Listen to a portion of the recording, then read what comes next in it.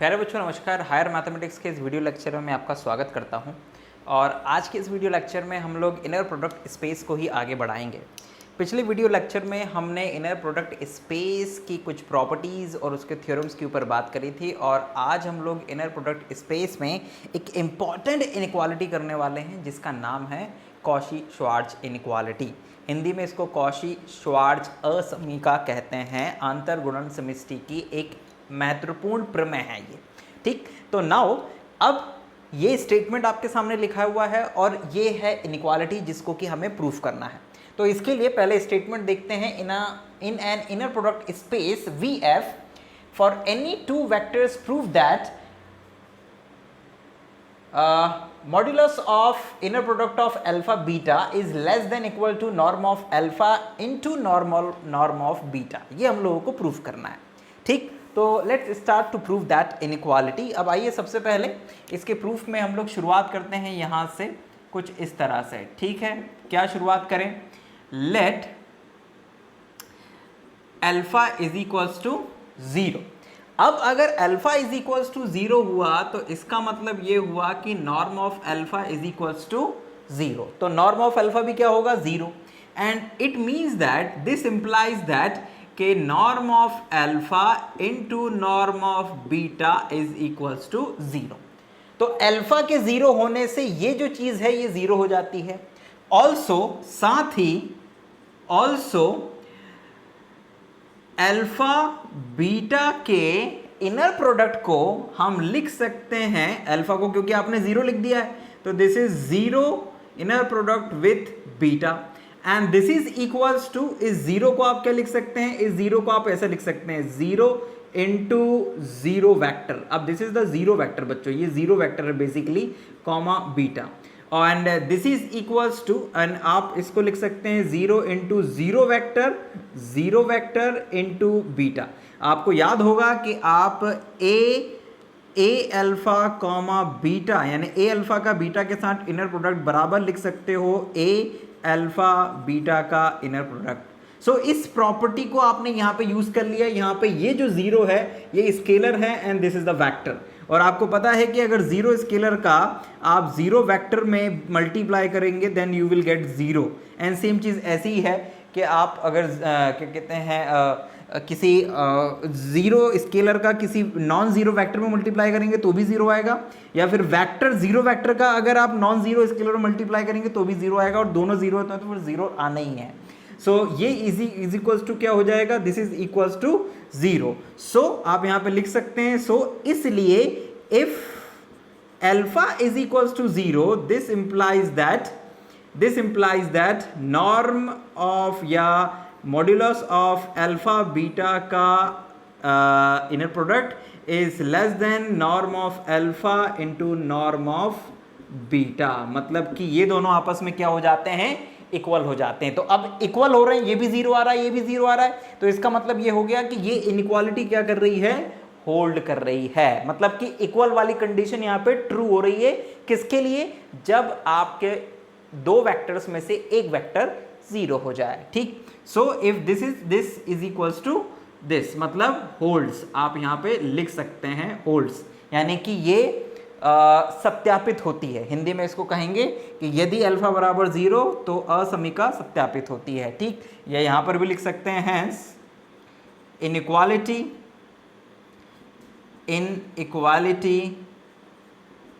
Holds. ठीक है ना, इस तरह से लिख सकते हैं। तो ये पहली शर्त हो गई जब कोई एक वेक्टर उनमें से 0 हो जाए। अब यहां पे हम लोग सपोज करते हैं let again alpha not equals to 0 and beta not equals to 0। मतलब कि वो दोनों ही वेक्टर्स अगर 0 ना हो, तो अगर दोनों ही वेक्टर 0 नहीं है so this implies that one norm of alpha square is greater than equal 0। मतलब कि सॉरी, अगर दोनों 0 नहीं है तो उसका जो नॉर्म है वो भी 0 से बड़ा होगा। It means that this implies that कि 1 upon norm of alpha square भी 0 से बड़ा होगा। This is also positive. ठीक, सो अब इसका मतलब ये हो गया बच्चों कि ये 0 से बड़ा हुआ, इसका 1 अपॉन ये भी 0 से फिर बड़ा ही होगा। लेस देन 1 हो सकता है बट 0 से बड़ा होगा, है ना। नाउ कंसीडर द वेक्टर, एक वेक्टर हम लोगों को बनाना है बच्चों, कंसीडर द वेक्टर, हमें एक वेक्टर बनाना है gamma is equals to beta minus inner product of beta alpha divide by norm of alpha square, ठीक। सो ये वेक्टर एक्चुअल में आपको ध्यान रखना है इनटू अल्फा, तो ये एक वेक्टर बनाना है। अब जरा ध्यान देना कि जब आप दो वेक्टर्स का इनर प्रोडक्ट लेते हैं तो ये जो चीज़ होती है ये एक स्केलर होती है। ये अल्फा बीटा का जो इनर प्रोडक्ट है ये हमेशा क्या होता है, स्केलर, यानी कि एक अदिश राशि होती है। ये जो चीज़ होती है नॉर्म, ये भी एक अदिश राशि होती है। केवल वेक्टर यहाँ पर कौन है, बीटा है, और वेक्टर है अल्फा। बाकी ये पूरी की पूरी चीज़ जो है वो एक अदिश राशि है। ध्यान रखना, मैं चाहूँ तो यहाँ आप कहें तो मैं यहाँ पे लिख देता हूँ कि हियर यहाँ beta alpha upon norm of alpha square is scalar, ठीक है ना, ये एक स्केलर है। अब हम लोगों को करना ये है, नाउ हमें गामा के साथ ही इनर प्रोडक्ट लेना है, gamma inner product with gamma, यानी कि beta minus beta alpha divide by norm of alpha square into alpha, inner product with beta minus beta alpha का इनर प्रोडक्ट अपॉन अल्फा का norm square into alpha, और ये bracket close. अब यहां पर इस इनर प्रोडक्ट को expand करने के लिए आपको दो थ्योरम्स यूज करनी पड़ेंगी जो आपने पिछले वीडियो लेक्चर में पढ़ी हैं। कौन कौन सी? एक कि यदि आप a alpha plus b beta या माइनस बी बीटा के साथ गामा का इनर प्रोडक्ट करते हैं तो this is equals to a alpha gamma minus b beta gamma. और यदि आप गामा का a alpha minus b beta के साथ में इनर प्रोडक्ट करते हैं तो उस केस में ये होगा ए बार गामा का अल्फा के साथ inner product minus b bar gamma का बीटा के साथ में इनर प्रोडक्ट। तो ये दो चीजें आप लोगों को यहां पर यूज करनी है बेसिकली। अब इनको यूज करेंगे, इसमें आपको ये समझना है कि यहां पर कौन पहले अल्फा का काम करेगा, यहां पर कौन अल्फा का काम करेगा, मतलब कि कब इनइक्वालिटी कौन सी यूज होगी। भाई पहली सिंपल सी बात है कि हम पहले क्या करेंगे, पहले हम ये करने वाले हैं कि इस पूरे को गामा मानते हुए, जो कि गामा है, इसमें इस वाले को इसके साथ में इक्वेट करेंगे। मतलब ये आपका अल्फा ए का काम कर, सॉरी यहाँ पे 1 है तो वो ए का काम कर देगा, माइनस ये आपका जो है वो बी का काम कर देगा, ये आपका बीटा का काम, और ये पूरा एक तरह से गामा का गामा हो जाएगा। तो हम अब यहाँ पर इस इनइक्वालिटी का यूज़ करेंगे बेसिकली। अब आइए ज़रा हम लोग यहाँ पे प्रोडक्ट करना शुरू करते हैं, थोड़ा सा जगह कम है तो इसी में ही प्रयोग शुरू करते हैं। तो ज़रा ध्यान दीजिएगा, जब आप बीटा का बीटा में, यानी कि अगर आप चाहें तो अपन लोग इसको कुछ इस तरह से भी लिख सकते हैं। कैसे? जैसे कि ये लिखा अपन ने, तो यहाँ पर आप बीटा और ये पूरा लिख देते हैं, ठीक है ना। ओके यस, तो अपन इसको इस तरह से लिखते हैं बच्चों, this is equals to beta inner product with beta minus beta alpha upon norm of alpha square into alpha. Now ये फिर माइनस, ये माइनस, और फिर ये आपका beta alpha inner product divide by norm of alpha square, norm of alpha square, और फिर alpha का इस पूरे के साथ में inner product. So this is alpha inner product with beta minus beta alpha divide by norm of alpha square into alpha, और ये इनर प्रोडक्ट क्लोज। नाउ अब फिर इसमें आप ये वाली फॉर्मूला यूज करिएगा, ये वाला, ये नीचे वाला है ना, क्योंकि अब देखिए ये एक वेक्टर बन गया और ये पूरा का पूरा एक लीनियर कॉम्बिनेशन है, ये पूरा एक लीनियर कॉम्बिनेशन है वेक्टर का और स्केलर का। तो अब इसमें नीचे वाली प्रॉपर्टी यूज करिएगा। तो अब ये कैसे काम करेगा बच्चों, दिस इज इक्वल्स टू, ध्यान दीजिएगा, बीटा का बीटा के साथ में इनर प्रोडक्ट होगा तो ये हो जाएगा beta inner product with beta. Now minus, अब ये एक स्केलर है, तो जब ये स्केलर दूसरी तरफ होता है तो बाहर आके ये बार में जाता है, यानी कि ये कुछ इस तरह से जाएगा, बीटा अल्फा इनर प्रोडक्ट पूरे का bar divide by norm of alpha square. Norm के ऊपर बार लगाने का कोई औचित्य नहीं होता because this is an real number, है ना, लेकिन ये वाला नंबर कॉम्प्लेक्स हो सकता है, सो दैट्स वाई इसके ऊपर बार लगेगा, इसके ऊपर नहीं। नाउ फिर बीटा का अल्फा के साथ में इनर प्रोडक्ट, तो ये बीटा इंटू अल्फा का इनर प्रोडक्ट, ठीक, ये आपके पास में आ गया। Now minus beta alpha, okay, इसको एक काम करते हैं, यहां से लिखते हैं ना, सो this is okay, minus beta alpha inner product divide by norm of alpha square. अब इसका इनर प्रोडक्ट लेते हैं बच्चों, तो जब आप इसका इनर प्रोडक्ट लेंगे तो आपको मिलेगा अल्फा का बीटा के साथ में इनर प्रोडक्ट, तो ये अल्फा का बीटा के साथ में इनर प्रोडक्ट। नाउ माइनस, फिर ये चीज बाहर आएगी बार के रूप में, तो ये बीटा का अल्फा के साथ इनर प्रोडक्ट, अल्फा का फिर अल्फा के साथ में inner product and divide by norm of alpha square, ठीक, ये आपका ब्रैकेट क्लोज, ठीक।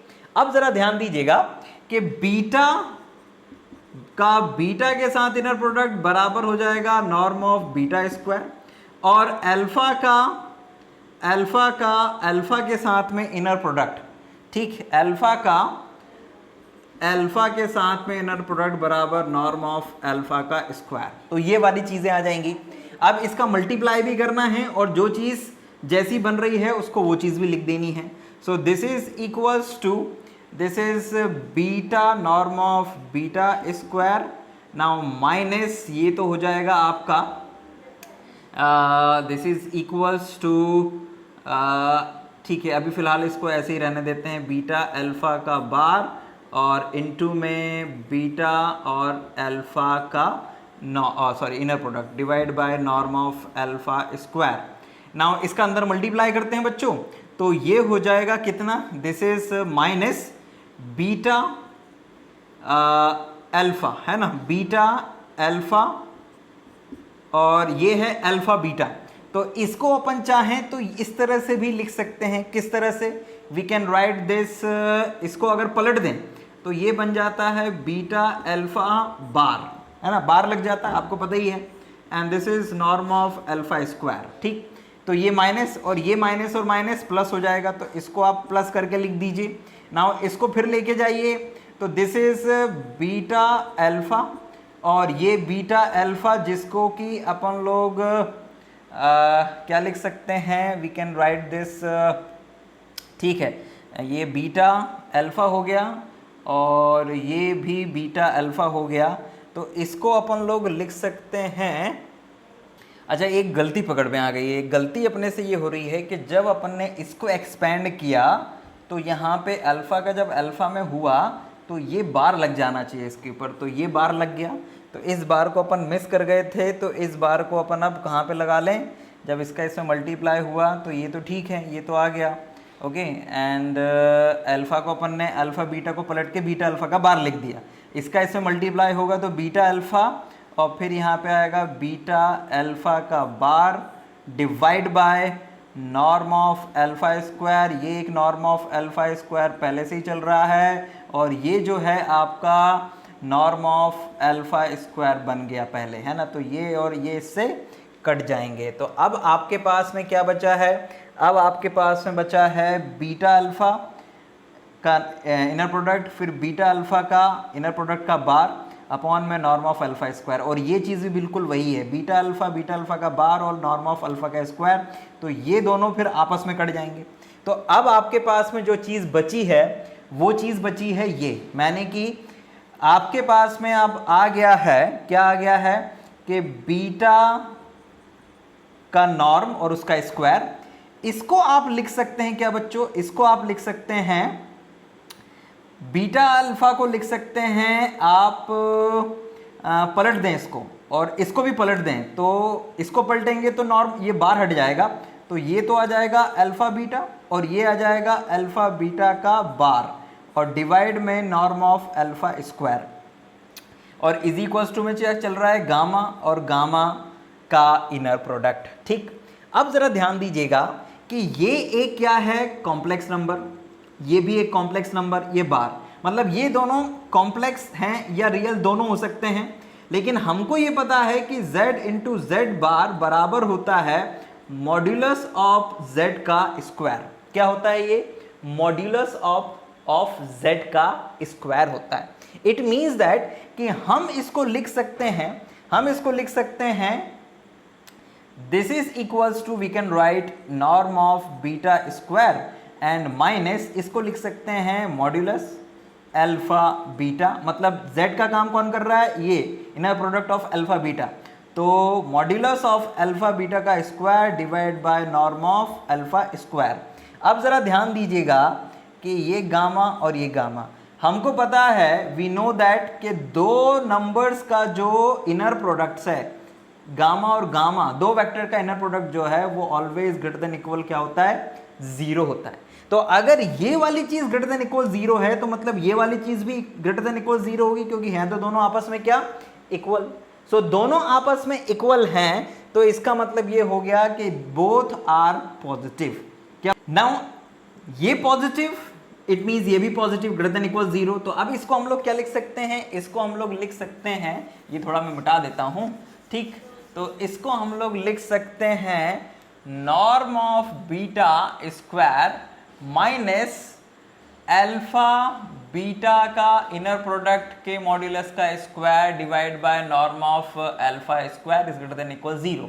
नाउ अब इसको आप इस तरफ लेके जाइए तो ये कुछ ऐसा बन जाएगा, norm of alpha square into norm of beta square is greater than equal modulus of alpha beta. ठीक, मॉड्यूलस ऑफ अल्फा बीटा का स्क्वायर।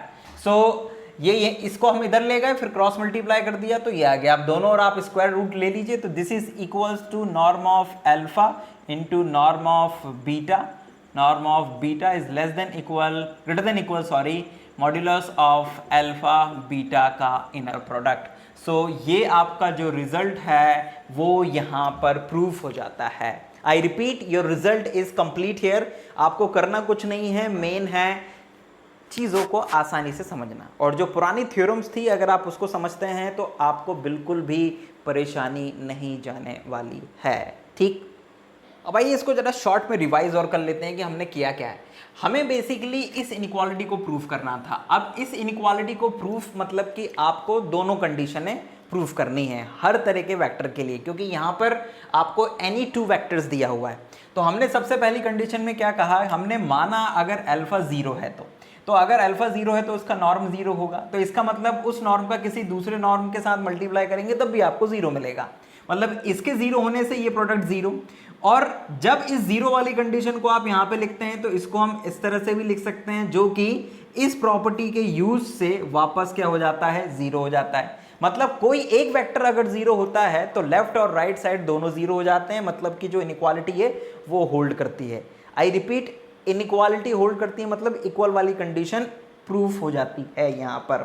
सो एक वेक्टर के जीरो होने से भी इनइक्वालिटी होल्ड कर रही है, मतलब सत्य साबित हो रही है। अब हमने माना कि दोनों वेक्टर जीरो नहीं है, तो दोनों वेक्टर जीरो नहीं है तो इसका मतलब ये हुआ कि इसका जो नॉर्म होगा अल्फा का वो जीरो से बड़ा होगा, और 1 अपॉन अल्फा का जो नॉर्म है उसका स्क्वायर वो भी जीरो से क्या हो जाएगा? बड़ा हो जाएगा।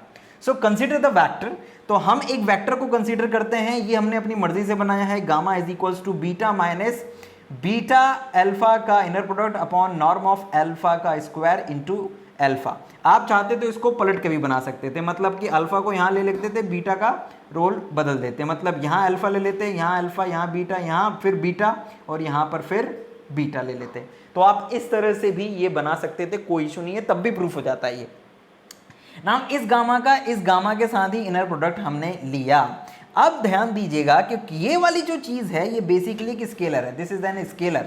तो अब इस स्केलर को यूज कैसे करना है वो आपको समझना चाहिए, और इसके लिए हमें इन दो प्रॉपर्टीज का इस्तेमाल करना है या इन दो थ्योरम्स का इस्तेमाल करना है कि जब आप लेफ्ट हैंड साइड मतलब कि एक्स पोजीशन या एक्स कोऑर्डिनेट, पहले कोऑर्डिनेट और ये सेकंड कोऑर्डिनेट आप कह लीजिए, तो इस कोऑर्डिनेट के साथ में अगर कोई स्केलर है तो वो बाहर निकल के सिंपली आ जाएगा, और लेकिन अगर सेकंड कोऑर्डिनेट में कोई स्केलर है तो वो बाहर निकल के बार के साथ में आता है। ठीक, तो वो चीज़ का आपको ध्यान करना है।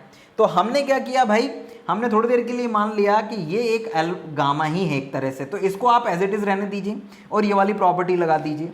तो ए यहाँ पर कौन है, एक तरह से ए जो है वो 1 है, तो 1 बाहर आएगा और अल्फा का गामा के साथ में इनर प्रोडक्ट, मतलब कि बीटा का इस पूरे के साथ में इनर प्रोडक्ट, ये हमने यहाँ पे ले लिया, बीटा का इस पूरे के साथ में इनर प्रोडक्ट। नाउ माइनस ये एज इट इज, ये वाली जो चीज़ है, ये वाली चीज़ एज इट इज बाहर आ जाएगी, क्योंकि पहले में आपका बी जो है उसके ऊपर बार नहीं लगेगा।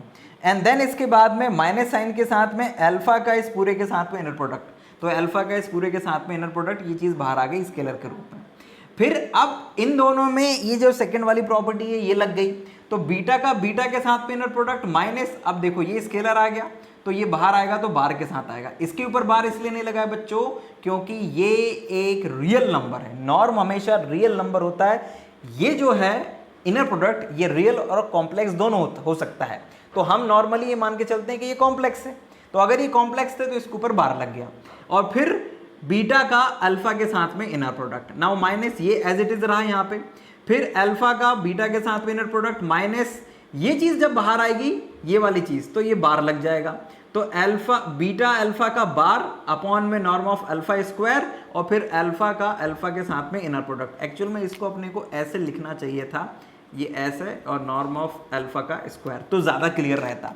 अब कुछ नहीं करा बच्चों, हमें पता है कि ये बराबर ये होता है, ये बराबर ये नॉर्म के इक्वल होता है, मतलब कि बीटा का बीटा के साथ inner product is equals to beta का नॉर्म और उसका स्क्वायर, ये इसके इक्वल होता है। So this is this one. फिर इसको हमने इस तरह से लिख दिया, कोई प्रॉब्लम नहीं है, एज इट इज।